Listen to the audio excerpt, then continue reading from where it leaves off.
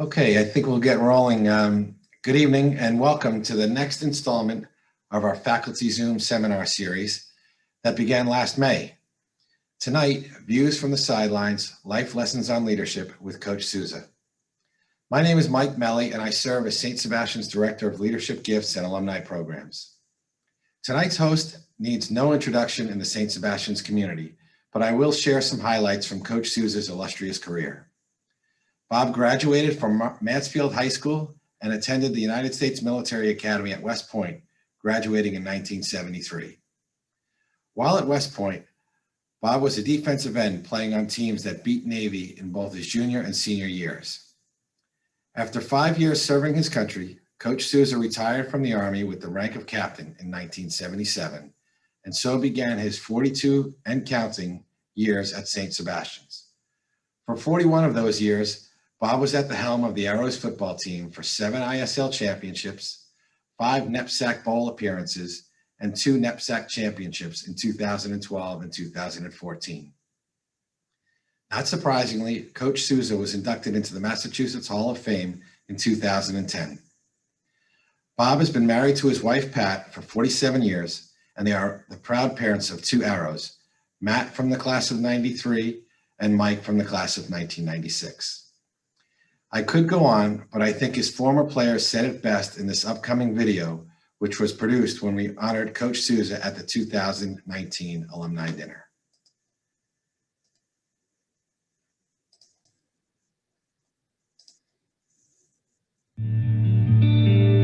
Well, the one thing that always amazed me about Bob was I've never been around a coach whose players love him as much as they love Bob. And I really came to appreciate it when I started coaching with him, where he would find the good in every single kid.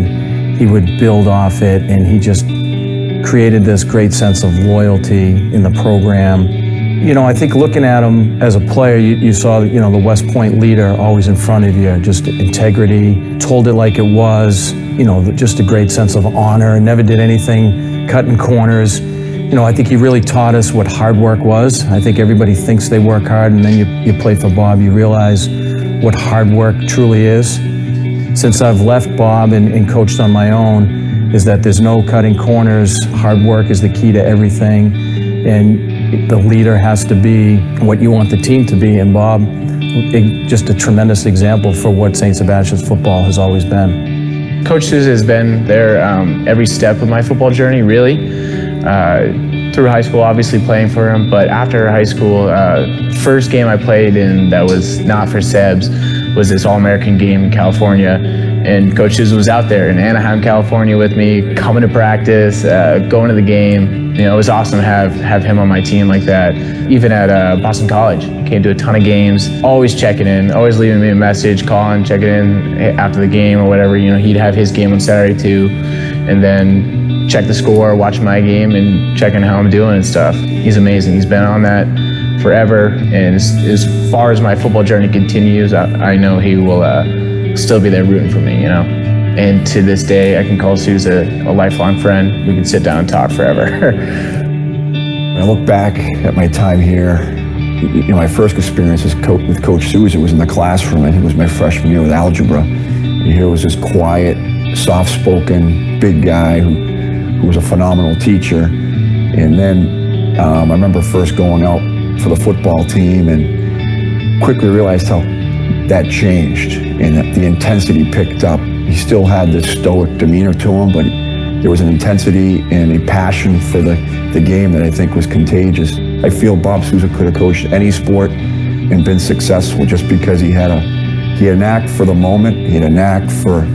pushing buttons, and so I look back grateful for the opportunity to play for Bob Souza, and now coaching my own kids, trying to reflect on those experiences and those memories to bring that to my kids and the kids that are playing on their teams, and coach them the same way, prepare the same way, but still grow that passion for the game. I have a couple stories, and one I think a lot of people have heard about, which, is I hit this kid in Milton Academy and bent my face mask, and I got a 15-yard penalty. I probably should have got 15 years. Coach Souza's yelling, the other team's yelling at me. I don't think people knew that, and I'm not saying Coach Souza condones, but I think he understood that I wasn't doing anything, deliberately. I just made a mistake. It wasn't a great situation. And Bob, I could just hear him yelling on the sidelines. I think the refs were debating or not to throw me out of the game or not. Bob pulled me out of the game. Again, steaming, yelling, pulled me to the back, patted me on the back and said, "Joe, great hit. You set the tone for the game." It's a simple recipe for success. Love what you do, work really hard at it, but it's an incredibly hard thing to do. And I think Bob, his record, his success, the number of players he put on to the next level in every sport, just boils down to he was just a great leader for us all. Thank you, Coach Souza. You've really, really been there for me throughout my entire football journey.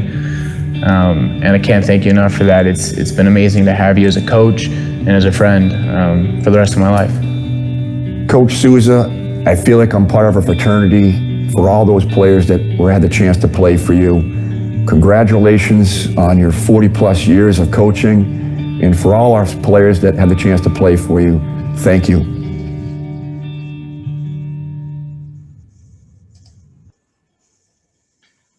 Well, thank you. That was great. If anybody had any trouble hearing that, I know sometimes video through Zoom gets a little dicey. We are recording this, and you'll be able to watch this again tomorrow.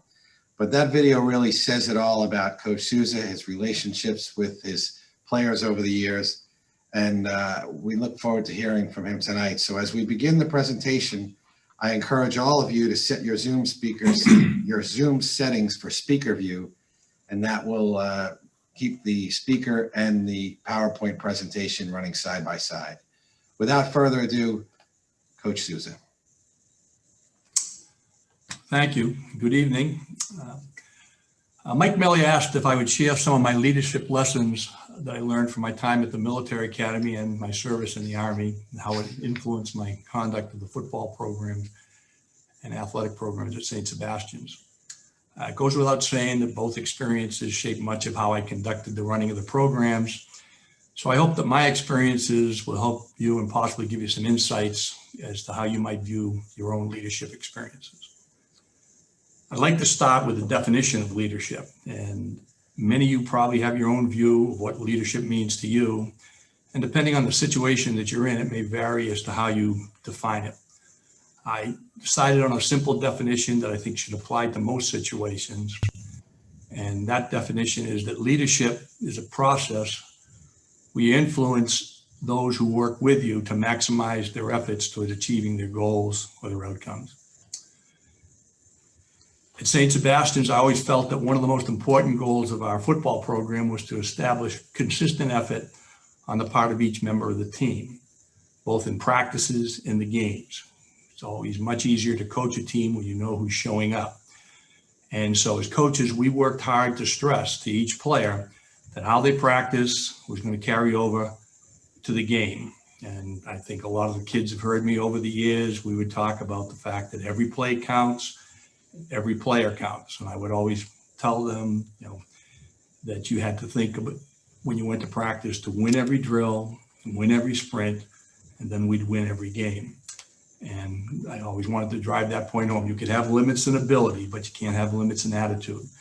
And I think that if you watched us over the years, we had good teams. Some years we didn't have, we might have a losing record, but we were never out of games.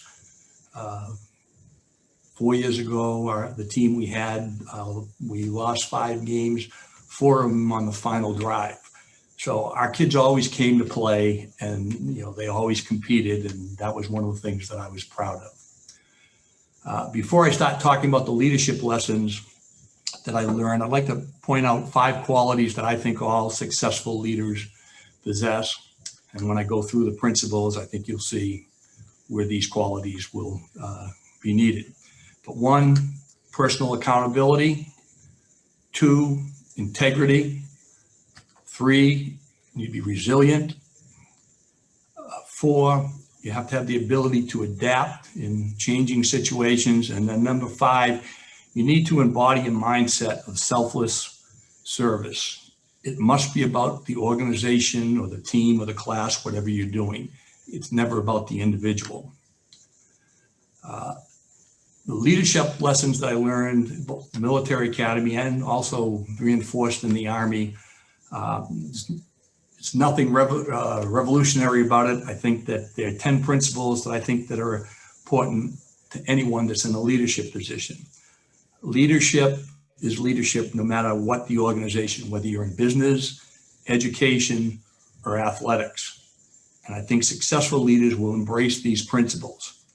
And other than the first, I'm going to talk, number one is the one principle I think is the most important of them. The others are in no particular order of importance. I think they're all important, but they're all equally important. But number one, I think, is the most important. And so, starting with that, I think that as a leader, you are responsible for what your team or your organization does or fails to do. When things go right, if you're the leader, you're going to get credit, so you don't have to worry. That's pretty standard. When things go wrong, I think it's important that the people in the leadership positions accept the responsibility for what goes wrong. I know in my coaching, I always equated our losses as personal failures. And as a result, I needed to question what my role was in the failure. What did I not do in practice that week? What did we not do in the preseason to get the team ready? And then have to ask yourself, so what is it that we did wrong? Why did we fail? And then we would have to go about correcting it. One of the things I learned at the military academy program was designed to test the cadets physically and mentally from the time they woke up until the time they went to sleep at night. And one of the things about that was that, no one was able to escape the constant challenges. Everyone experienced some sense of inadequacy, whether it be in the classroom, in your military training, in athletics, in the physical aptitude test that you took. Failure was built into the culture there. And the reason for that, obviously, was better that you failed there than later on when you went into the Army and you were in a combat situation where the consequences were going to be far more serious. Because that was the culture, the cadets would embrace the challenges. You knew you were going to be challenged. It went on constantly. It did for 4 years. It was a grind. And the result there was the feeling that it was necessary in order for you to push yourself and to go to your limits, because if you did it, that allowed you to experience growth. Like I said, it was a grind. When I went there in July 1st, 1969, they had 1,500 people sworn in to my class. By time I graduated on June 6, 1973, we had 900. So not everybody made through, and those people were, and the people who they had accepted were, good students, a lot of them good athletes, had experienced a lot of successes in high school, but the grind was that way at the military academy that a lot of people just, couldn't deal with the constant challenges, and so they left. But as I said, those that stayed, we learned to look at failures as learning experiences. It wasn't the end of the world. If you failed, figure out why you failed and, figure out a way to correct. So in our program, one of my goals was always to be competitive. I always looked for programs that were better than us or as good that we could scrimmage and play. I wanted our players to believe that we could line up against anyone and compete. I always told them we'd play anybody that wanted to play us. I always tried to look for teams that would test our limits and tried to play the best programs that we could. Over the years, if you looked at teams that we scrimmaged against, you'd see names like Walpole, Needham, Mansfield, Natick, and those were some of the best public school programs in the state. And it was important that we went out and tried to compete against them. We also scrimmaged Holderness, who in the 90s was one of the best private school programs. Tabor, when they were postgrads, was also a very good program. Then we had Williston and Dexter. Dexter wasn't quite as good, but still a good program. And so it was always important that we would compete against those people in order to get us ready for our season.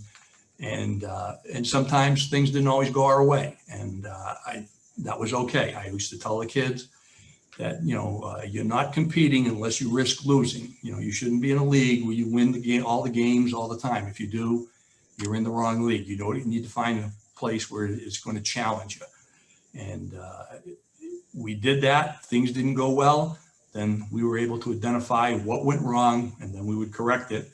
I think it helped us a lot going into our season. And as I said, I was really proud of the way the kids competed during my 40 years. We were a team that always came ready to play. Number two, you're always being watched and assessed by those who follow you and those who are above you. One of the coaches at West Point, when you went into his office, he had this sign above it that said, "Expect nothing." I always wondered what that meant. So I went in one day and I said, "Coach, so what do you mean, expect nothing?"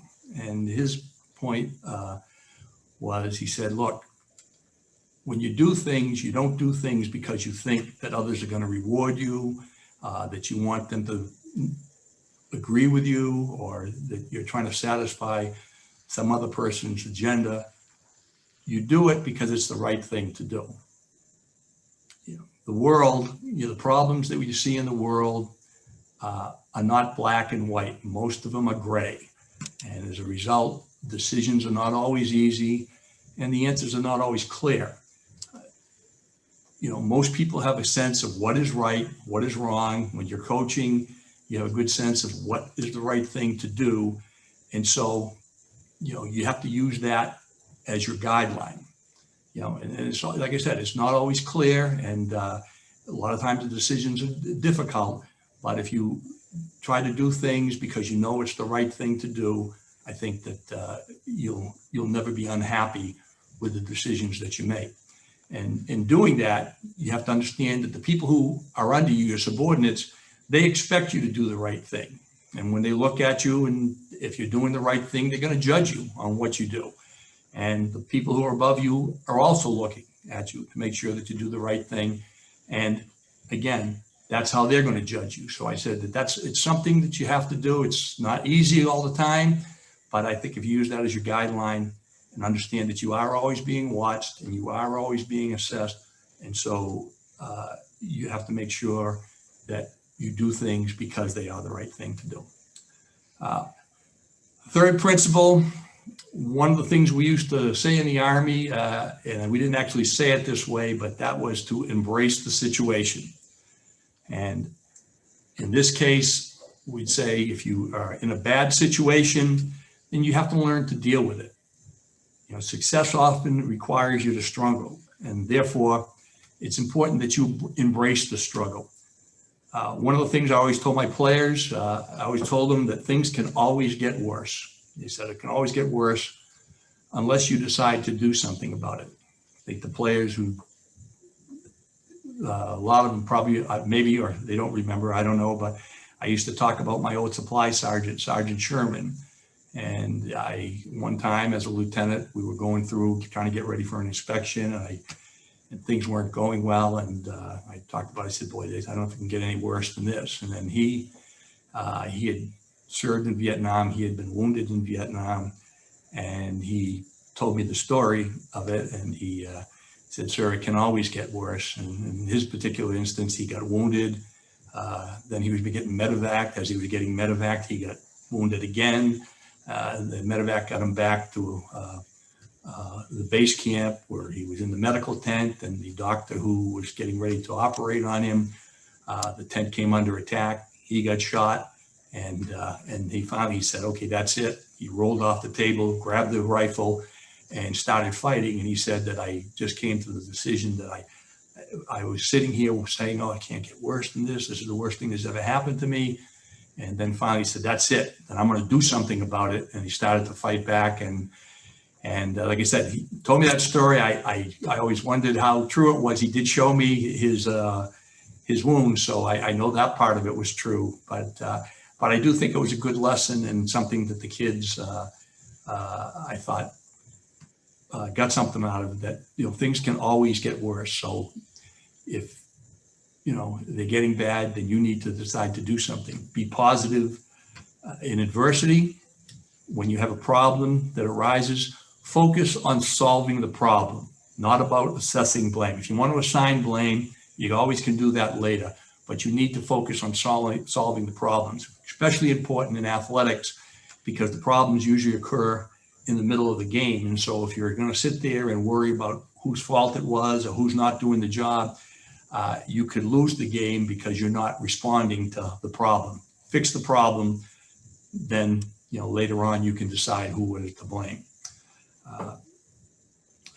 Number 4, you need to realize that at some point you may have to abandon the plan. We all have game plans. We all plan against our opponents, and we all think that we have a good plan and think that it's going to work.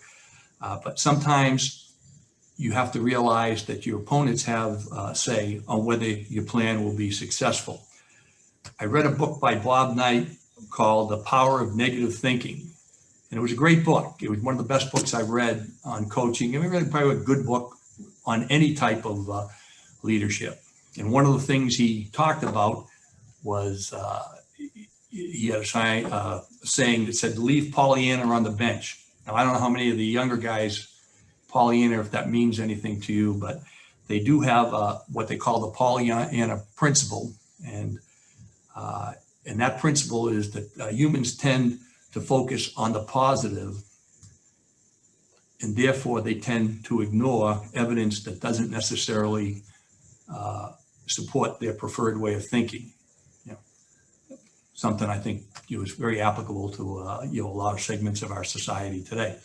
But I think that as a coach, you go out and practice, and you're practicing against yourself, and everything looks good. The starters are scoring, they're moving the ball, everything looks great, and you can feel pretty good about it. But you have to kind of step back and say, okay, what are the worst things that can happen to us? A lot of times I would say, okay, what's going to happen to you in a game? Are you ever going to be in a situation where there's a minute left to go in the game, or I'll give you a quick case of a minute 30 left to go in the game, and you have no timeouts, and you're down by 4 points. And do you have a plan for that? And you have to plan for that. We had that situation in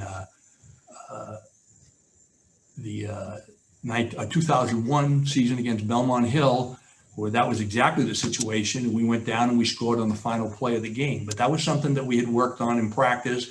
We did our 2-minute drills. We would do it sometimes, and we'd give them 1 timeout or 2 timeouts, or they say, okay, you're not getting any timeouts.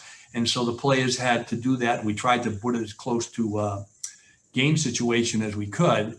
And as a result, we had some success, at the end of the half against a lot of teams where we had to score, and we were able to do it. We did it a year later, same thing. We were down 26-0. I told the kids at halftime, you're going to have to score every time you get the ball, and you can't let them score. And they essentially did that. And we got the ball with about 50 seconds left to go. And I can still see Sadale Street scoring his touchdown in the rain at St. Seb's with about 13 seconds left to go. But, that was a scenario that we had worked on in practice, the 2-minute drill, no timeouts. What do we have to do? And the kids responded and did a great job. And so, again, you had to go out and think about the bad things that could happen and plan for it. In the Army, we used to call it the standing operating procedures. If you got ambushed, this is what we were going to do. We were all going to move in one direction, and people knew that beforehand, and we had to make sure that everybody was clear on that. Number 5, one of the things I find is that people will follow character, and the character of the individual is often more important than how good he is or how intelligent he is. And that's what people will follow. And I'm going to use an example of a player that I had. I viewed him as a high character kid in our program. I thought he did a great job for us. A kid named Andrew Corcoran. And Andrew had been our backup quarterback really for 3 years. We had some good quarterbacks, Brian Strahan and later Patrick Healy. And Andrew had been the backup, and then he was going into his senior year. But we also had another good quarterback, a kid named Jeff Wade. Jeff was a very good quarterback. He went out, played at Holy Cross for 3 years. And I told the two they were going to compete for the position at the end of the final scrimmage, that I would tell the kids who was going to start. And so at the end of the final scrimmage, we sat down with the coaches and we decided that Jeff was a little bit better. And so we told Jeff, Andrew, I called him in and I said, look, Jeff's going to be the starting quarterback. And I knew this was a blow for Andrew. And he was, like I said, he was a senior. And, we were talking and I told him, look, you're a senior. I know that. We'll get you in games and you can still be a leader. And his question to me was, well, coach, how am I going to be a leader if I'm not the starting quarterback? And, my response to him was, you can be a leader because they're going to see how you respond to this. They're going to know that you're disappointed. So I know you're disappointed, but you're also one play away from being the starting quarterback. So we still need you to go out there, practice hard, know what's going on, and be a positive influence, because the younger kids are going to look at you and they're going to see how do you respond. And so now I've had this discussion with other kids throughout the years, and so the next day we were always interested, because sometimes when I had those discussions, that person disappeared, said, I'm not playing. That's it, I'm done. But with Andrew, he came out and, he was a little quiet, but he was working hard. And then as the season went on, he came involved. He worked hard. He knew what was going on. He was helping the coaches on the sidelines. He was a real positive influence in practice. And as a result, I think that the kids looked at that. They realized that this guy is a good teammate. He's a good team player. And then we got about halfway through the season, and we're playing BB&N in a night game. BB&N had a good team, and we're playing them. And Jeff got a concussion, and that was pretty much going to end his season, because we only had 3 weeks left to go in the season. And so now Andrew's got to come in, and we're tied in the game. We're going into the fourth quarter. And a lot of times I've seen that when your backups go in, or a backup quarterback goes in, and all of a sudden the offense kind of implodes. The kids lose their confidence. But instead, the kids really responded. In the fourth quarter, Andrew took us on about an 80-yard drive and goes down. We had to kick a field goal for the winning score, but, he got us down there in position. We kicked the field goal, and it was a great win. Following week, we play Lawrence Academy. He throws a couple of touchdown passes. He runs for one. Again, great job. We're actually getting better. And then the final game was against Thayer, and we just blew them out. And it was a great ending, for the kid. And at the end of the season, we have the Ennis Award. And the Ennis Award, I think, is the most prestigious award that we give out in the football program. And it's given out by the coach, and it's given to the player that we think epitomizes what we would like to have in a St. Sebastian's football player, the qualities and the attributes that we're looking for. And, and we gave it to Andrew. And one of the things there, the only time it ever happened in the 40 plus years that I coached, we announced that he was the winner, and he got a standing ovation from his teammates. And, that was a real positive response from the team following his leadership. And I think they did that, one, because they knew that he was a great teammate, he did a great job.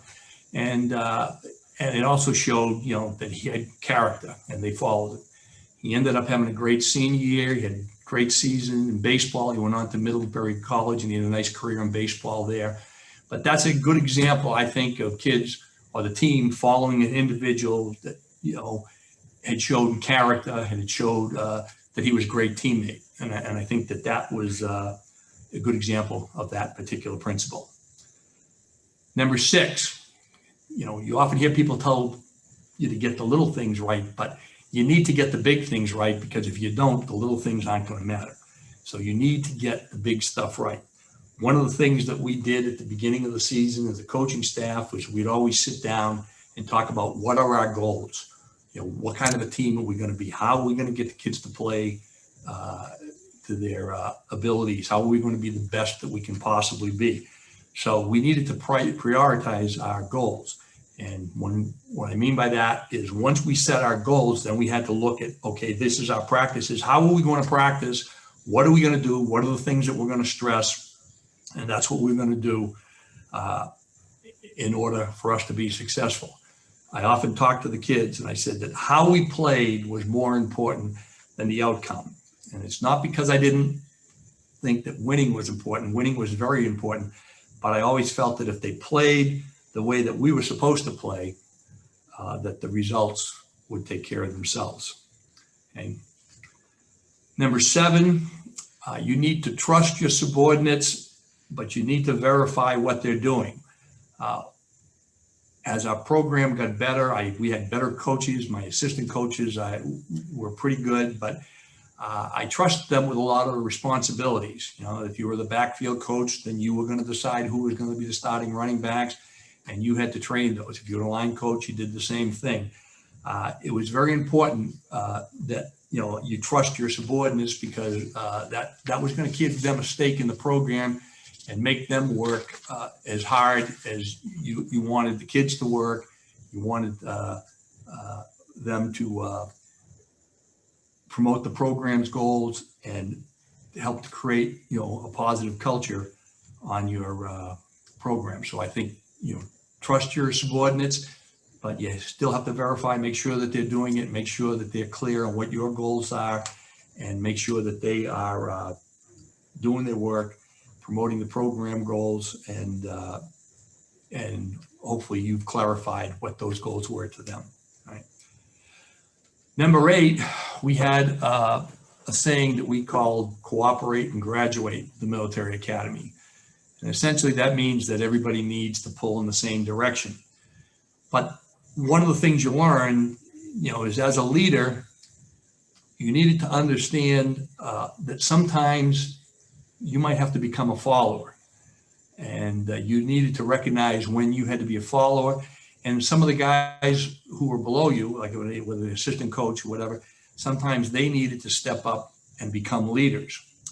And had example, my final year coaching, in my last 2 years, Dan Burke was my offensive coordinator, and he had spent the prior 15 years, as the defensive coordinator. But I knew he was taking over the program from me, so I thought it was important that he got the experience of calling the offense. He was an outstanding coach. He still is an outstanding coach, and he was an excellent defensive coach. So I was confident that he would do a good job, and so gave him the offense, and it was a little different experience for him, and he was doing a good job. But in my final year, we're going, and our second game was against Governors. And Governors had been a thorn in our side. We had lost 2 previous years to them, and I knew that they were going to be a tough matchup. And so I called Danny in, and we talked about the game plan, and I told Danny, look, you've got to be aggressive in how you call the play. We need to play that way if we want to win. We've got to be aggressive. Don't be afraid. And so we get into the game, and of course, game kind of goes the way I thought it would go. It was back and forth. We had taken an early lead, and then they had taken the lead just before the half, and then we came back and got the lead, and they were moving the ball. We were having a tough time stopping them, and finally, we got a key stop with about 2 minutes left to go in the game. And it's that time that I kind of decided that I was not going to follow my advice, and I went up to Dan and I said, okay, just run out the clock. Let's run the clock out. Let's try to get as much time off the clock as we could. And that was going to be tough to do, because Governors physically was a much bigger, stronger team up front than we were. We were playing well because we were faster. We had some great skill kids, but they were much bigger and faster. So probably wasn't the best, now in retrospect, the best decision to say we're just going to run the ball and run the clock out, because we ran the ball in the first play, and I think we lost 2 yards. And so I'm saying, okay, well, we get 2 more plays, and we'll try to run the clock down and hang on for the win. And so I went over to Dan. I said, "What's the play?" And Danny wasn't looking. He's looking out in the field, and he said, "We're going to throw." And of course, my response was, "What?" And he turned and said, "We're going to throw." So now I'm testing my principles. I'm trusting my assistants that they're going to do the right thing. And so I was kind of like gritting my teeth, and I just said, "Okay." And I walked down to the other end of the bench, and I was there with my arms folded saying, "But if this goes wrong, I'm going to be so angry." And so Danny calls the play, and we were running, Billy Seidel was our quarterback. He had done a great job all game. He had one big, long touchdown run. So he's running a sweep, and he turns out there to run the sweep. And of course, now Governors comes flying up to make the tackle, and Billy throws a 60-yard touchdown pass to Joey Fiore. And I'm still down in the end. I'm pretty happy, but because that put the nail in Governor's coffin.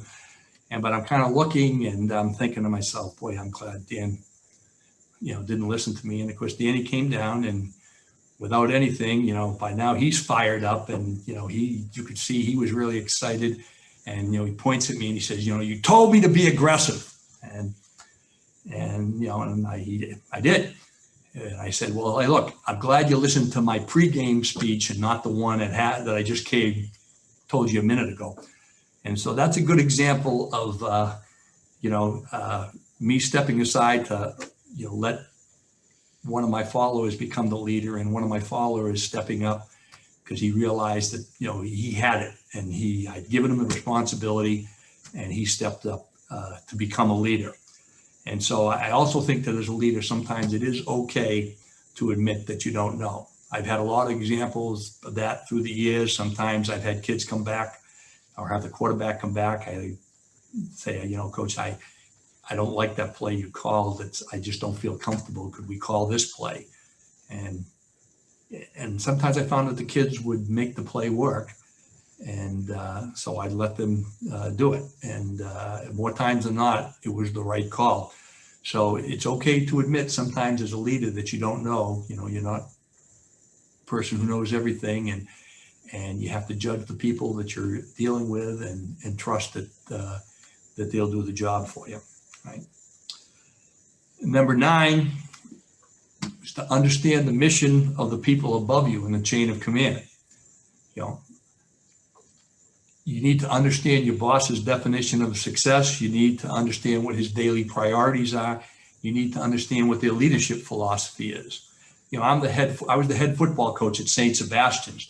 And what I thought most about during my time in the athletics is how can we make the football program better? And I could give you a ton of reasons or a ton of ideas of how we're going to make it better.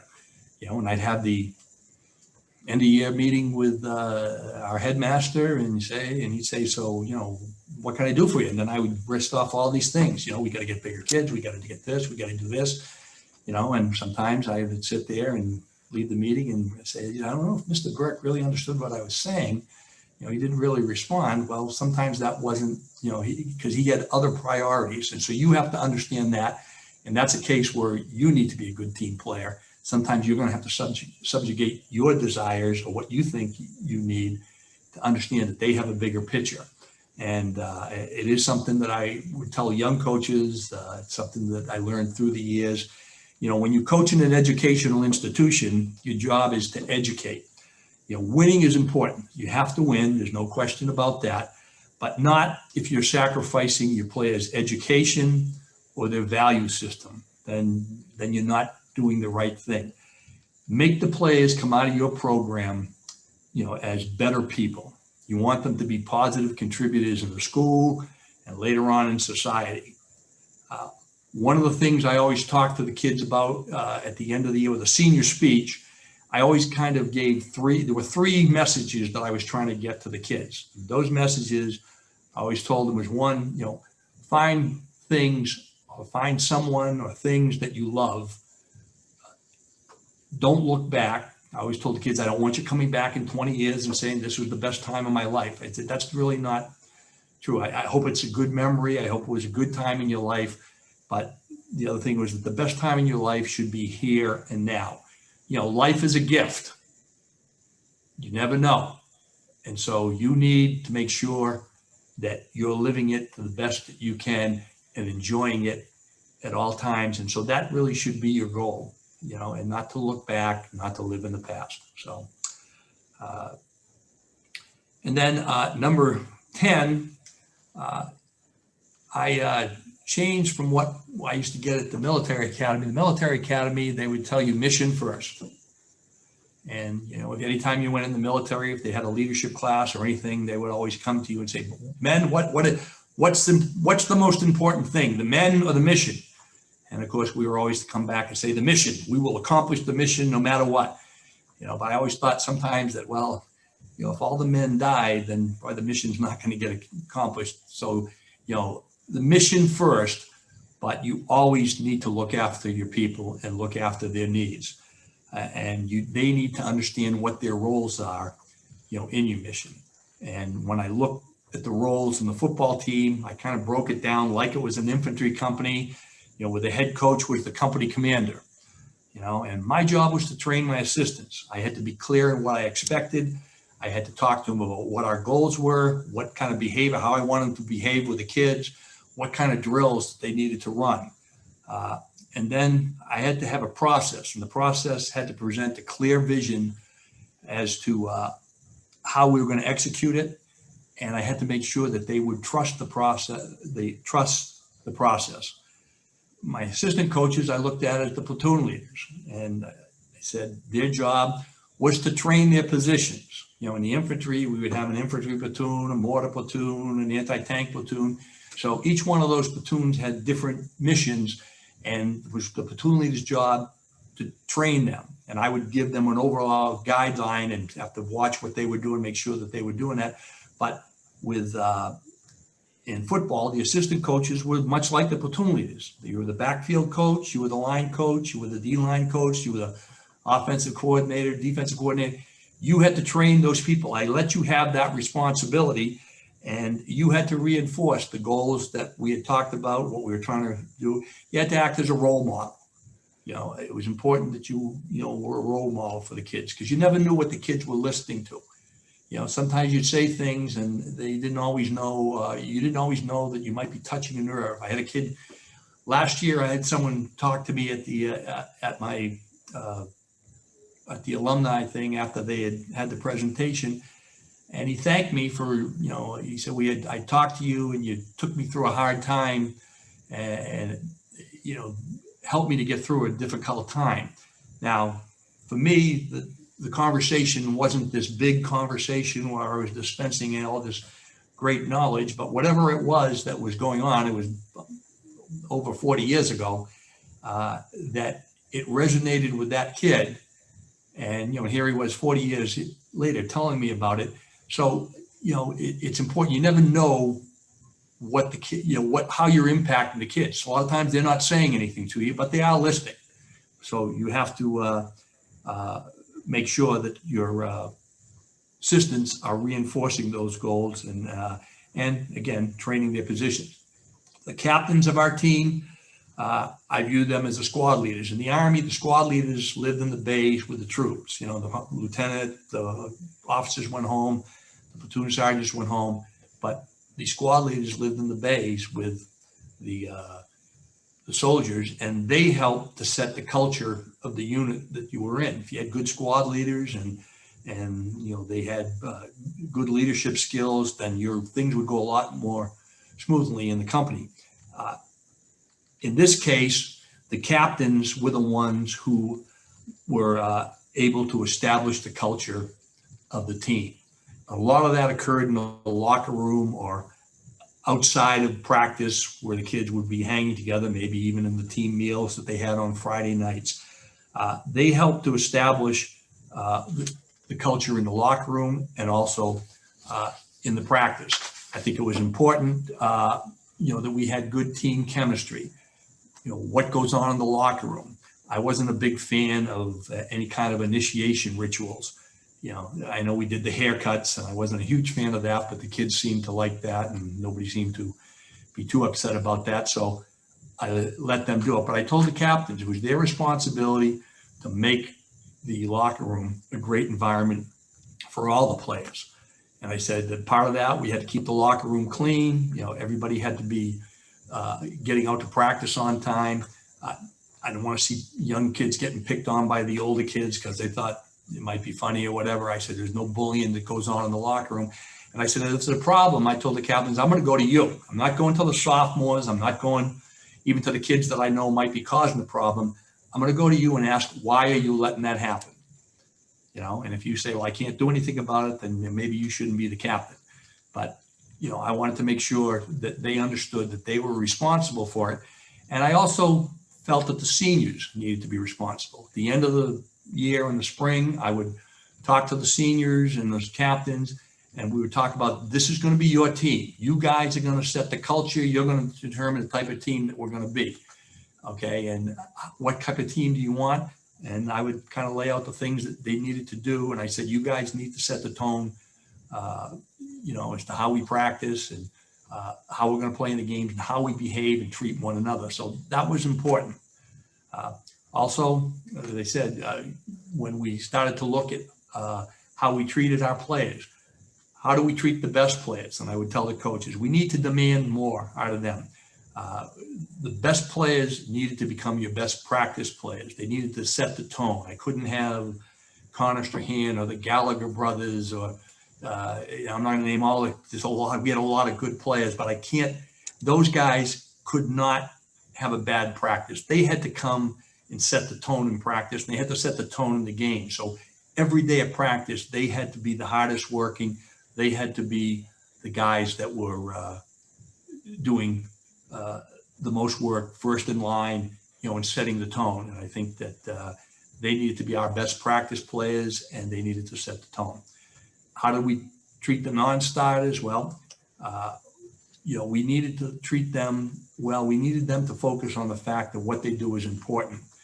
One of the things that really helped us over, and this was from Coach Matt Noon when he came and worked with me. When we used to do the scout team, we used to just call them the scrub D, scrub O, get them out there, set up a defense so the offense can run. And he kind of took it on and kind of changed their culture. He wanted to have a little fun with it. He got the kids fired up. And I remember going one day and I said, hey, get the scrub D to come out, we would get ready to run team period. And all of a sudden I hear the coach yell out, release the dogs. And all of a sudden, the kids come running out and they're all hooting and hollering and barking and everything, and they're excited. And that was a big that was a big change, and it was a good idea from one of my assistants. So we went with it, and it became kind of a real asset. As we bought them jerseys, so they had the Red Dog D, and at the end of the week, each week in practice, the only award we gave out was the Red Dog of the Week. What that kid did to help us make it better. In 2010, we were undefeated, and the Red Dogs were better than probably half of the teams that we played. And every day of practice, it became a really competitive drill and or competitive team period. And so the starters couldn't come out and say, hey, this is going to be an easy day, because they could get embarrassed by, one of the sophomores on the Red Dogs who absolutely wanted to beat them. I can remember one instance where our receiver, I won't use the names because I don't want to embarrass any of the kids, but he, we were running a play and this kid beat our safety, who was an all-league safety and probably one of our best players, and beat him in practice, caught the touchdown, got up, flipped the ball to him, and ran back to the huddle. And of course, I looked at my safety and I said, geez, I could have fried an egg on the back of his neck because he was so angry. And so, of course, the next play, all of a sudden, the whole level of intensity goes up. And so that helped us in the way that we practiced. We wanted to make the non-starters know that what you do is important and that there were no unimportant jobs. Everything that you do is important. And as they've heard me say many times, every play counts, every player counts. So those are my principles. I hope that you might have gotten something out of it. And I know that Mike said that he was going to take some questions, or if you had questions, I would be more than happy to answer them. My wife told me I don't have to hurry home, so I'm here for a while. Thank you very, very much. Great program tonight. We do have a few questions lined up. And the first one is, how do you build a team feeling amongst your assistants? And I think that would apply to, the field as well as the office place and the military across the board. Well, I think it's important that that you give them a stake in the program. And like when I first started, my assistants changed every year, so it wasn't really, I didn't have the same group, and a lot of them didn't have a lot of experience. So I spent a lot of time trying to train them. This is how you run a drill. This is what we need to do. And they didn't have as much a stake in the program because some of them were just there. They were kind of collecting a check, and they liked football, so they were around it. But then I knew I wasn't going to see them the next year. As we started getting people from the school, did a better job of getting people in the school, the teacher coach model. So I started getting better assistants, but I also found that it was important to give them a stake in the program. So I had to kind of give up control. When I first started, I called the offense, I called the defense, I decided who was starting, I did all the substitutions. That wasn't a good system. I needed help. And so I appreciated the help when I got guys that would do it. And I would tell them, if you want more responsibility, then you got to show me, that you do, and you need to work at it. The other thing I did is I asked the school, they helped me in getting, paying for the guys to go to a lot of the football clinics. So every year we went to the big New England clinic down in Newport, Rhode Island.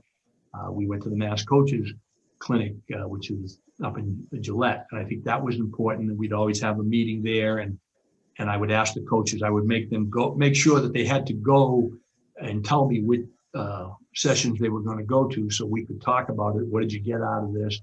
And, wanted them to realize that, they could go to the clinics, they could pick some things up. They didn't have to come up with a new offense every year. All they had to do is maybe pick up a new drill or a couple of ideas, but it was important for them to develop, their own abilities as coaches. But I think giving them a stake in the program and giving them the feeling that, if you were the running backs coach, that, those were your guys, and, you worked hard to make them the best that they could be. Great. We have another question. Walter Towner, do you want to step up? Kelsey Kane will bring you to the forefront. Hey, Coach. Great to see you. Thanks for spending your evening with us. And, I always remember I talked to Peter Kennedy, John Fiore, and thinking that we had 4 captains at the same time that first year. Was Peter and me and Luke Daly and Mark LaPaglia, which was just really crazy. But, we, after the 1978 undefeated team, every school that we went to the following year, the coaches of the other team didn't really have a problem with their players taking revenge on us, to the point where they were taking cheap shots at us. And we really wanted to retaliate in the same kind. And you took us aside, and because you could see it happening, that there was going to be a brawl and more than one game. And you said, you can't do that. You got to go, and you got to hold your head high, and however they act, but you're not going to lower yourself to go back in the field and play their game. And I have never forgotten that about you. Real Catholic gentleman and a real role model. And that's how I remember playing under you, Coach. I appreciate that, Wally. And, aside of that was when I first came in the league, the only place I'd ever coached was I coached some teams, more like JV teams over in Germany, and I had an offense and defense. So when I came here, I said, well, nobody's going to know what I run because and none of these coaches were over in Europe last year like I was, and so I didn't expect that people would know. And then all of a sudden we'd line up and they're yelling out the plays. And it wasn't until it was a few years after that a couple of coaches that I started to develop some friendships where was telling me, yeah, we were all on the phone talking about what you guys did, giving them who were the good players, what was going on. And, so I learned that they always told us there was no scouting in the ISL. I said, well, I'm not so sure that was true. And, but I wasn't going to change. We didn't scout. And I just felt that eventually we would get to the point where we were going to play the way I hoped that we're going to play. And I said, I think we did a pretty good job. But I have really fond memories of your teams. I think you guys were up against it. And you still did a good job. You hung in there. Proud of those teams. I always thought those teams, they were fighting a lot of things. When I first went over, we first went up to St. Paul's and I saw their field house. And I said, geez, the field house was bigger than our campus. And, and their coach is complaining because he lost one of the 5 football fields that he had. And he said, I don't know what he's going to do. And I said, geez, it's not exactly the same type of problems that we're dealing with. But I thought our kids played hard. I thought we had great kids. I wouldn't have traded the kids that I coached with for anyone. So. Coach, thanks very much. Another question from the field. If you could name a player or two in your time of coaching who you think would make a good coach, do you have any names in mind, and what qualities does those players have? Well, I had guys come back and help coach, and I thought that I think we had one of the first kids, Jeff Simpson, played for me. He came back and he played at BC. He was an offensive line coach. He came back and worked with the offensive line, did a pretty good job. But we had a number of guys that come back, so had done a pretty good job. Sadale Threet came back from Lehigh, and he had been a quarterback and a 3-year starter at Lehigh. And he came back, and I remember sitting down, and he said, could we look at the films? I want to talk about, look at what the other team's doing, and he was going to help come up with some plays. And 3 years, at a Division I college of breaking down film, I got an education in what he did. I always thought he would have been a great, football coach. He loved football, he loved sports. He did a great job of breaking down the film. But we had a number of kids that would do that. Dan Burke obviously played for me, and Danny was a really good football player. He was a receiver at Dartmouth, and then he came back, and after a year or two, I made him the defensive coordinator. And it's funny, he viewed himself as an offensive player, and then I put him in as the defensive coordinator because he was just a good coach, and he was conscientious, and you could see he had a passion for it, and he did a great job for us as a defensive coordinator. And then he did a really good job as my offensive coordinator. And he had, last year watching him, that was a young team, and they came within about 3 touchdowns of going undefeated. They were the only team to take Milton Academy into the 4th quarter. We had to lead in the 4th quarter. I'll give Milton credit that they were able to get the win at the end. But they did a great job, and he's going to be an excellent coach. I feel bad that this team hadn't got a chance to play because it was going to be a very good team. But he's going to have some good teams coming up, and I said he is an excellent coach. And even late in my career, listening, I learned some things listening to him and what he wanted to do defensively, and then then he's going to make some changes. He'll do some good things on offense. So. I'm excited to see what's going to happen over the next few years. Okay, great. We're going to call on Andre Duhovskoy. If you want to step up, Andre.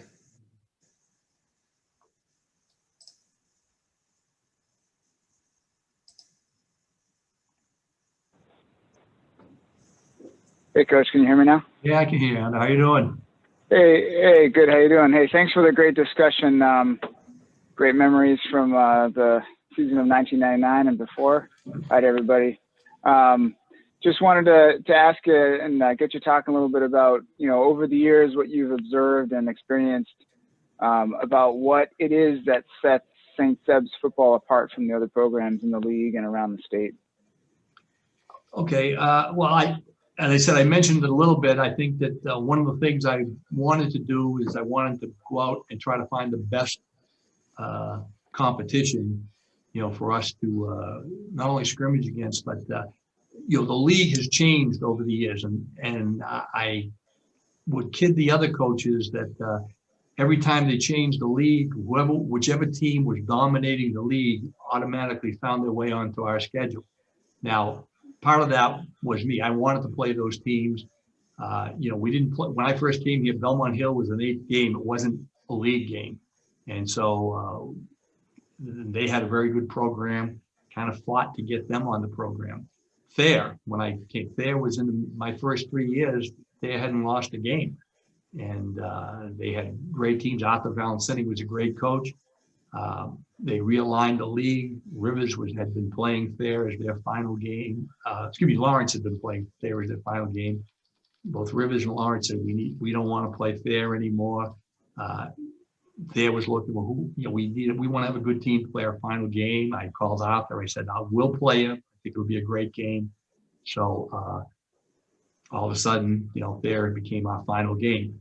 And interestingly, they said that when I first came here, because there was had a great program, I said that we weren't going to be good until we could line up and beat them on a regular basis. I said that was going to be my goal. So I spent a lot of time trying to figure out a way to beat them in my first couple of years. And in 1982, we ended up, that was my first league championship. And we were able to beat them down there, and that secured the league championship for us. And what I remember about that game, just to say, because they had some good teams. They had beaten us, and they had actually beaten us. They put a pretty good licking on us 2 years before, and there was like a 40-7 game, and so we're winning the game. We're up 14-7. We've got the ball.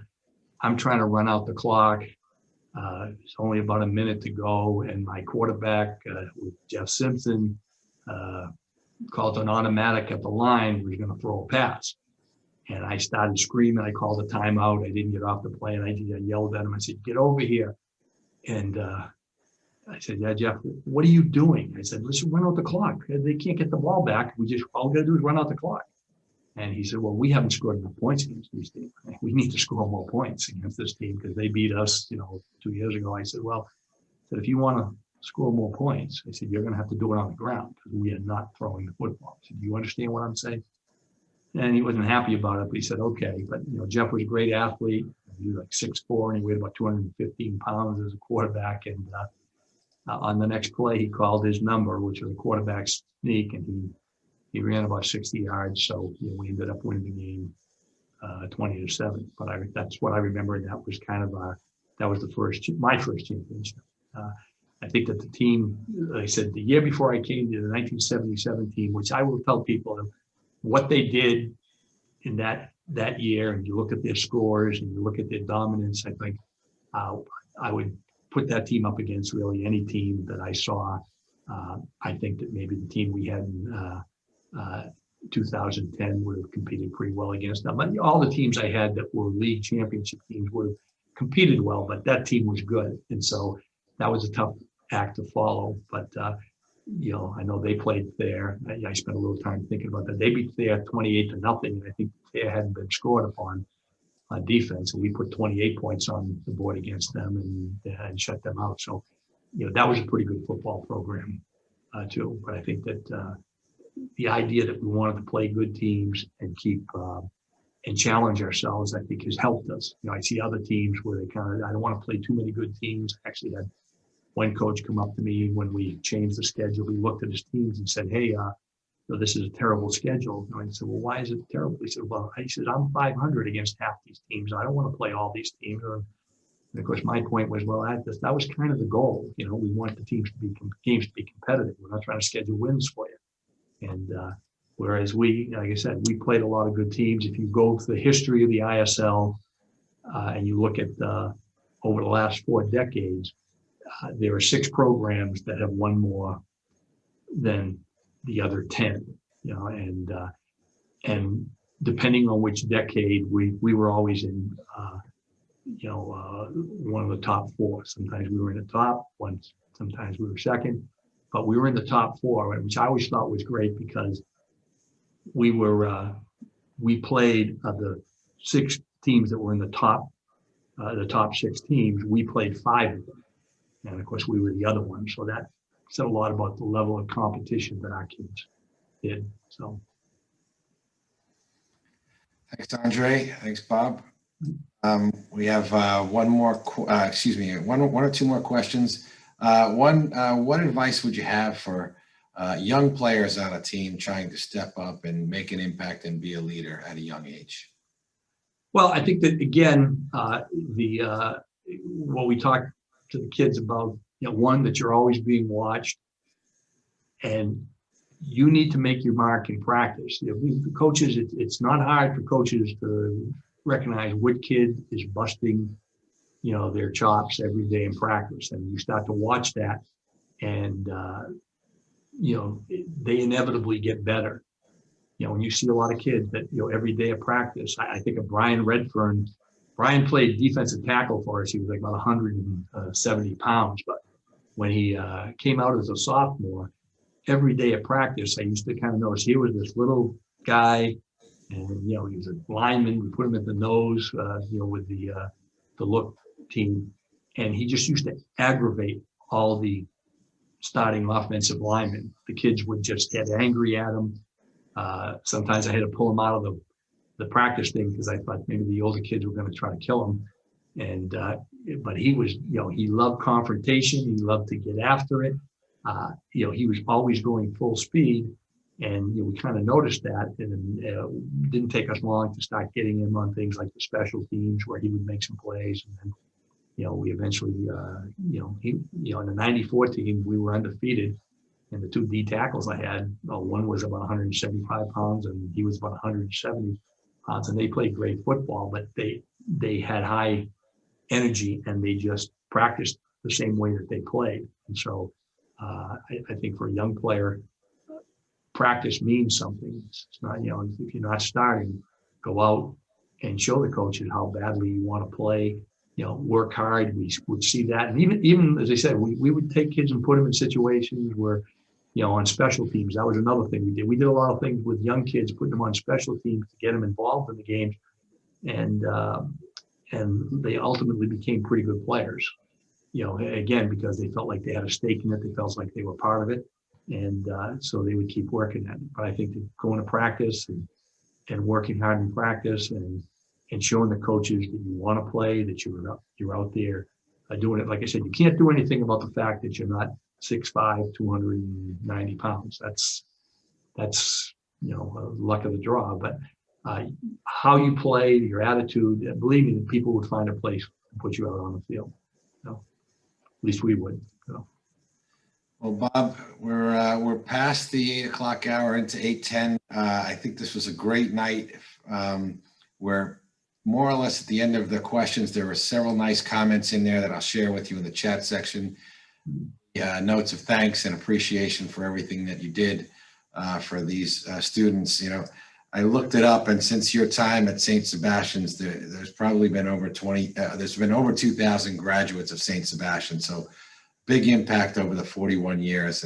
And I'll, on behalf of this group, I'll say thank you, and I'll let you close it out. Okay, well, thank you guys. As I said before, you gave me a very rich, rewarding life. I said I wouldn't trade my experience here coaching for anything. Over the years, I had some people talk to me about possibly going to other programs, and that at the time might have been a little bit bigger and more successful. But I really love the kids that I coached here. there isn't one team that every team has a story. A lot of the teams, even the ones that didn't have great win-loss records, I got a lot of positive memories of, and just great players. I like I said, I would not trade the experience of coaching here for coaching anywhere else. When I first came here, I thought I wanted to be a college coach, but the longer I stayed here, the more I just enjoyed it. I love the kids coaching. It's the one thing. I'm back helping Danny a little bit now. I don't really want to get back to doing all the things that I had to do as a coach, but I still love being around our kids. And if you saw the kids here, it's been a disappointing situation for the kids. And if you saw how hard they worked and what they've been doing, and you'd really be proud of them. I am.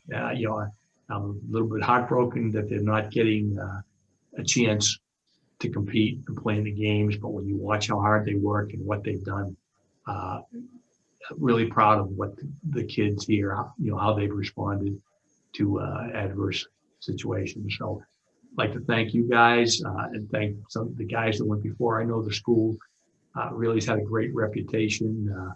Remember talking to Henry about a lot of the players prior to me coming here, and he could give you a history. I got to be friends with Tommy Green, and I think every coach that was before me was good friends with Ed Sweeney. All love coaching the kids here. And Ed once told me, I coached at Dickinson College, I coached at Colgate, I coached another, I think it was Plattsburgh in Pennsylvania. He said the best coaching experience that he had in his time was here. He really had great things to say about the kids that he coached, and he loved the team that he coached here. So it's been a great experience for me. I'm excited for Danny. Danny played for me. I always tell people he's one of mine. And I'm excited for what's going to happen, down the road. I just hope that we can figure out a way to get through this period and get the kids back on the field. So thank you. Thanks very much, Bob. Good night, everybody. Thank you for coming. Good night. Thank you. All right. Thanks, Coach. Thank you, guys. Thank you. Thanks, Coach.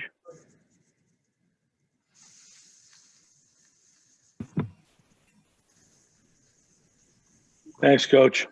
God bless, Bob. Nice job. Thank you. Thank you.